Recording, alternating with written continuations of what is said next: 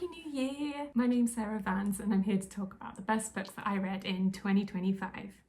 At number 10, I have Concerning My Daughter by Kim Hae-jin, translated from the Korean by Jamie Chan. Concerning My Daughter follows the mother of a lesbian daughter and her struggles to accept her daughter's relationship with her girlfriend, while at the same time she's a care worker and caring for someone who used to be really successful in her career but now has no one in her life to look after, and that's why she's in a care facility being cared for by the main character. I found that the parallels that are made between how her daughter is treated in society and how her client is, I found that really interesting. And this is definitely a messy one. Like, it might be a difficult read, especially for the LGBTQ community, but for me, I found it cathartic. Because especially lately, I think that there's a lot of like feel-good LGBT stories, and I'm really glad for that, because when I was a kid there was absolutely nothing. So I'm really happy that there's lots of happy LGBT stories of people living their best lives and living happy lives. But yeah, I think this book was really cathartic for me, and it was messy, but it made me feel seen, is how I might put it. At number 9 is My Year of Rest and Relaxation by Tessa Moshfegh. This is one where I read it and I was like, I'm not sure I've understood exactly what I just read, but can I deny that it was a powerful piece of literature? No, I cannot. So My Year of Rest and Relaxation follows our main character, who's a rich young woman living in New York. Both of her parents have died, and she decides that she needs to have a year of sleep, non-stop sleep. And after that year, she will be reborn and she will be healed. She will have like a better mental state after that. And she's very misanthropic, and this book really hit for me. I enjoyed the humour, and I could understand the protagonist's dislike for everyone because no one seems to have shown her any care or love. And so I think you can understand where she's coming from, even if, you know, she is an unlikable character. I found the ending to be very unsettling. It's definitely not the fable I thought that it was going to be, or the moral of the story isn't what I thought it was going to be, but I think it questioned my expectations in a good way, and it got me thinking about my assumptions. And I guess there's multiple ways to interpret the ending as well. So yeah, I think that there's like a lot, and I haven't reached anywhere near the point that I think of all the things that you could get from this book. I think it's a really powerful work, and I'm intrigued to read more from Tessa Moshfegh, but also a little scared. At number 8, I have Project Hail Mary by Andy Weir. This book follows Ryland Grace, who at the start of the book finds himself on a spaceship with no memory of why he's there or even what his name is. Earth is in grave danger. There's a new kind of alien algae that's eating the energy of the sun, and if we don't fix it, then all life on Earth will die. And it is Ryland's job to fix it. I can't really talk about what I love about this book without talking about spoilers, and there's something that happens towards the halfway point. Now, if you look this book up online, people are talking about this like openly, but I would, if you're gonna read this and you haven't seen the reviews, don't look up the reviews, because I found it very exciting to read what was happening without any knowledge of what was going to happen. Yeah, I really enjoyed the relationships in this one, the voice of our main character, and despite its maybe depressing premise of entire collapse of life on Earth, I found it to be a hopeful book without being unrealistic. Yeah, it also has a realistic look of, well, you know, in my opinion, of like the things that might happen in this scenario. I'm so excited for the movie next year. Sadly, Western movies come out quite late in Japan, so I think I'm not going to be able to enjoy it with the rest of you all. But yeah, really looking forward to see how they interpret a special something. If you know, you know. At number 7, I have Codependent Living in the Shadow of AI by Madhumita Murgia. This book talks about AI technologies as they exist today and the damage that they have caused to large groups of people. And to me, it gave me a lot of information to be skeptical of the ubiquitous use of AI and like the idea that AI is going to save us. It was really shocking to see the effects that AI is having, and most of the time it's not good. And she does talk about some of the good things, like earlier detection of diseases, for example. But overall, this book definitely got me more skeptical of AI and more resistant to AI in our lives. Some of the examples that she talks about. So she talks about the work of data collectors. These are the people who basically tag everything, so that tag images of everything so that AI knows what things are. And these people are often on precarious work contracts, paid very little and exposed to violent images with no support, and this often leads to PTSD. She talks about facial recognition not working equally among different people. So for example, at the systems at Microsoft and IBM having an error rate of 1% for white men and 35% for darker skinned women, leading to obviously to a higher rate of wrongful arrest and thousands spent in defence fees if people can afford to. Police relying on face surveillance technology and no longer using their own judgment to identify people. It talks about companies like Microsoft using the data of poorer countries to build products that the people's data that they used have no benefit from at all, no payment, no nothing. So essentially data colonialism. She also mentions an app called Uber Cheats. This is for Uber drivers and Uber Eats drivers to show how the company consistently underpaid its workers for not considering the hours that the worker has done. This was really powerful work. It was nominated for the Women's Prize, and it's definitely got me thinking about how can we resist this? How can we resist this?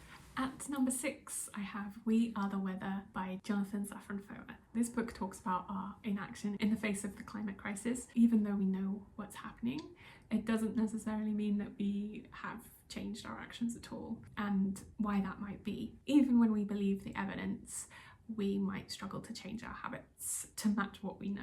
Jonathan Safran Foer is Jewish, and he looks at the parallels of his family and how people struggle to believe that the Holocaust was happening, and us now struggling to believe that climate change is happening, or struggling to act on that belief. And if we are not acting on that belief, do we actually believe it? I have a quote from this book just to, demonstrate some of the writing. I borrowed the book from the library, but luckily I took some notes in my Save Our Oceans notebook. Climate change deniers reject the conclusion that 97% of climate scientists have reached. The planet is warming because of human activities. But what about those of us who say we accept the reality of human-caused climate change? We may not think the scientists are lying, but are we able to believe what they tell us? Such a belief would surely render us willing to make small sacrifices in the present to avoid cataclysmic ones in the future. Intellectually accepting the truth isn't enough. It won't save us. As a child, I was often told, "You know better," when I did something I shouldn't have done. Knowing was the difference between a mistake and an offence. As with Felix Frankfurter versus those who denied the Holocaust. When the future distinguishes between these two kinds of denial, which will appear to be a grave error, and which an unforgivable crime. So yeah, this book is asking you to sit with this cognitive dissonance and do something about it.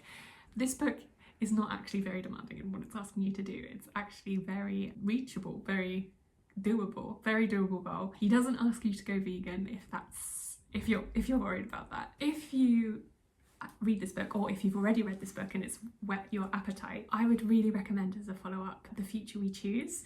That book is very specific in all of the different actions that you can take. And I personally would love to start a book club where basically we read The Future We Choose.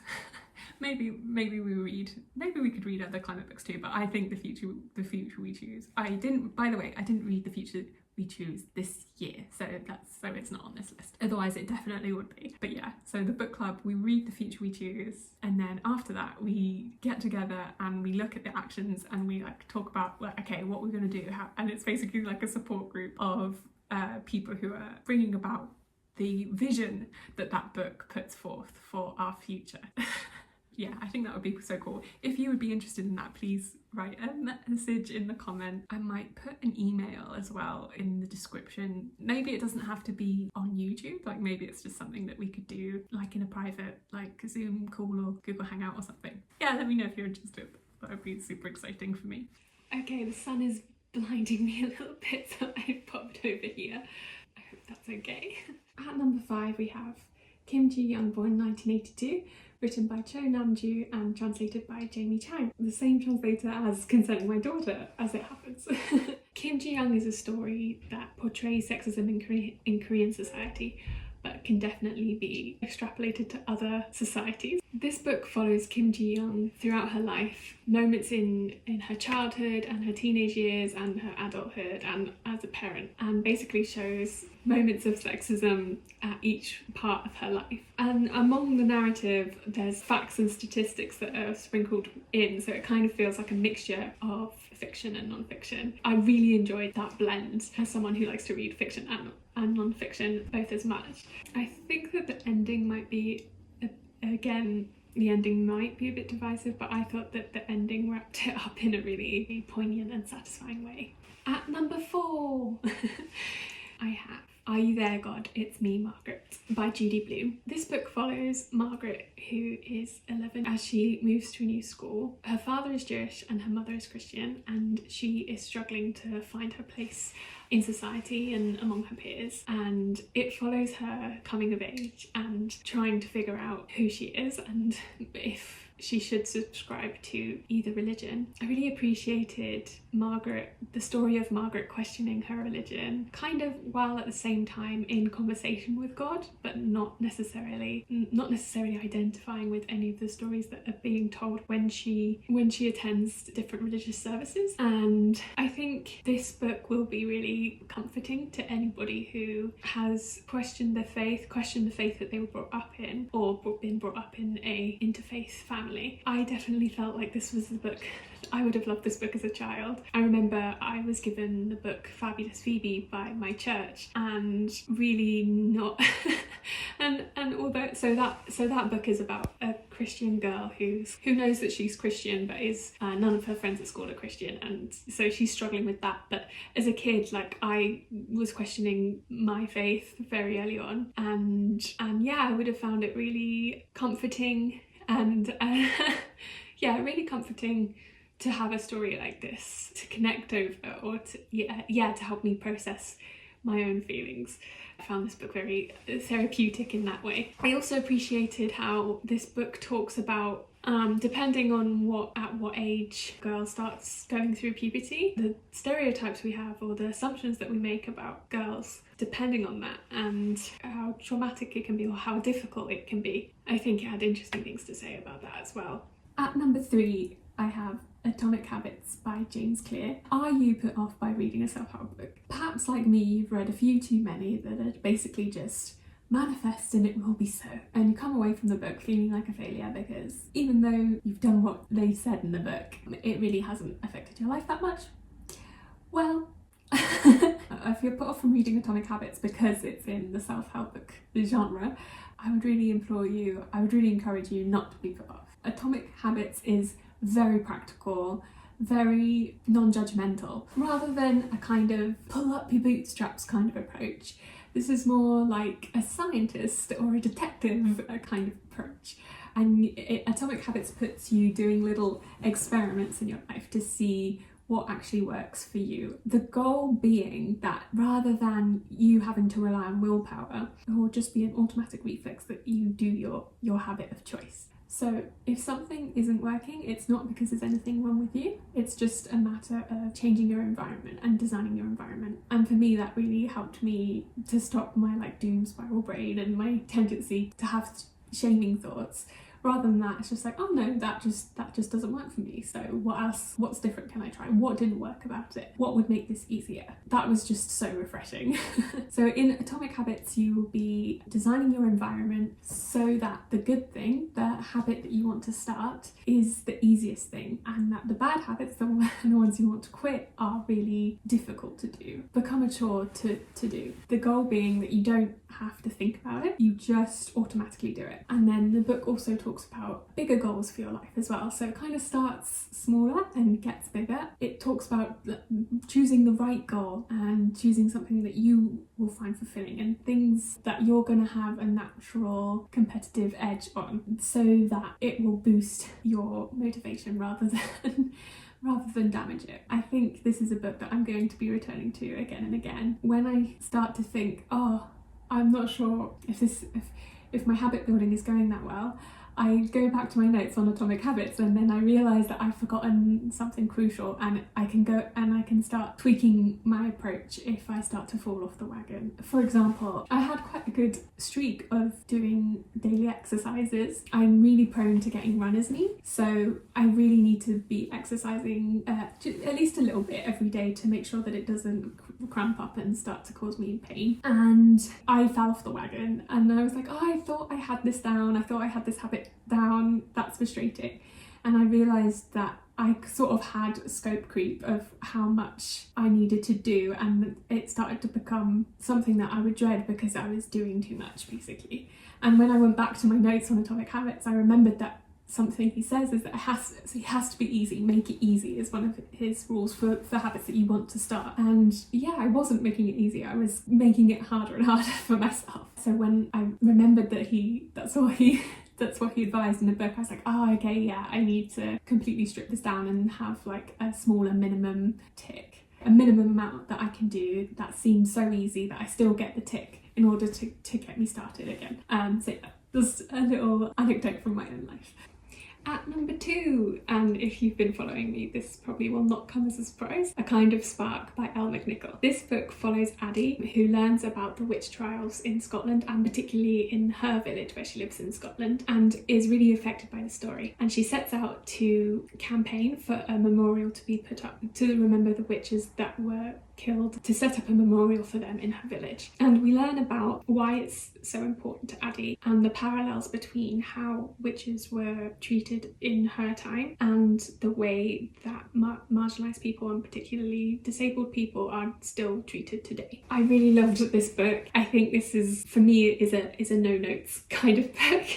I think if you are someone who is sensitive to the suffering of others, no matter when in time it occurred, if you've been told that you're too sensitive, or you've ever found the world an overwhelming place to be, I think that you will also enjoy this book and get something out of reading this book. Another really healing and cathartic read for me this year. And at number 1, we have, yes we do, we have, oh, you cannot see that, we have The Artist's Way by Julia Cameron.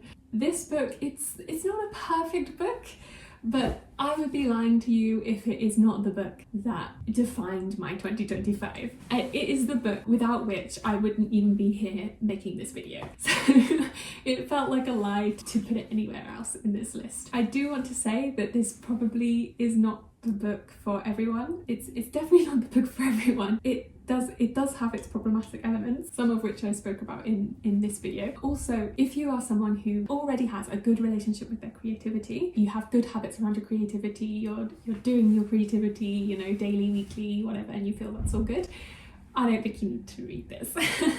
But if you are struggling, if you feel like you're not a creative person at all, or if you feel like you're in a slump, then I feel like this book could be really beneficial, especially if you do it with a friend like I did. This book is a 12-week program. Throughout the weeks, you will be given tasks with the goal of feeling less self-conscious about your creations and about yourself, being kinder to yourself. I think if you're someone who's experienced internal family systems therapy, I think that some of the ways that she speaks in this book will be familiar to you in terms of separating out like different parts of yourself and how they will relate to each other and to yourself. This really got me out of my head and onto the page. She will ask you to write morning pages, which is basically journaling for 3 pages every morning, and also doing artist dates where you can choose whatever you would find fulfilling to do every week. One date every week, and that can be anything. It can be colouring in a colouring book, it could be a walk in the park, it could be going to the cinema, but it just has to be you on your own and something that you might find creatively fulfilling or sensually essentially pleasing, like going for a massage, for example. But yeah, it doesn't have to be expensive. It can be something that you can do for free at home. And this just really helps to foster the sense that you are important and what you want to give to the world, what you want to create is important. And I really can't see the journey of me starting a YouTube channel without reading The Artist's Way. I wish I could because I'm really enjoying myself, but yeah, I really struggle to picture it. So I'm really grateful to the book. Yeah, literally none of this existed before I started. I have to put it here. But please do read some other reviews before you decide whether to pick it up yourself. And that's it.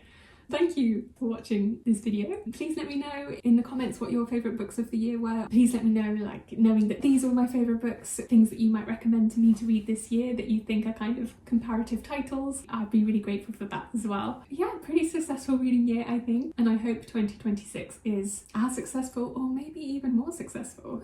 Who can say? Thank you so much. I'll see you in the next one. Bye!